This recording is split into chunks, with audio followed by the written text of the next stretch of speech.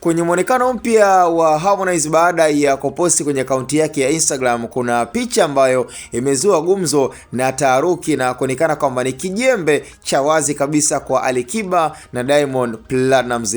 Nakumbuka kulikuwa na ule uvuguvugu na pia skendo kumuhusu Alikiba na Diamond Platnumz kwamba nani ambaye anastahili kuwa mfalme wa muziki wa Bongo Flava. Sasa moja kwa moja majibu yameonekana kuwa ni mepesi kwa kijembe cha Harmonize baada ya kuposti picha ambayo yupo kwenye kiti cha ufalme, na ni dongo ambalo kama hauna D2 hauwezi ukaelewa. Sasa kitendo cha kuposti picha hiyo ambayo inamuonyesha akiwa amekaa kwenye kiti cha ufalme, it means kwamba Harmonize kwa sasa yeye ndo mfalme wa muziki wa Bongo Flava. Kwa hiyo kama hauna D2 hauwezi ukanielewa, lakini ni kutokana na sakata ambalo lilikuwa linaimbwa sana kwamba kati ya Alikiba na Diamond Platnumz nani ambaye anadeserve kuwa msanii ambaye ni mfalme wa kizazi chetu na miaka ya nyuma, kwamba ambaye atakuwa yeye ndo kioo na kinara wa kuwa mfalme wa Bongo Flava. Sasa majibu yamepatikana na Harmonize ameamua kujitwika na kujiweka kwenye kiti hicho baada ya kuona kwamba mashabiki wanamkataa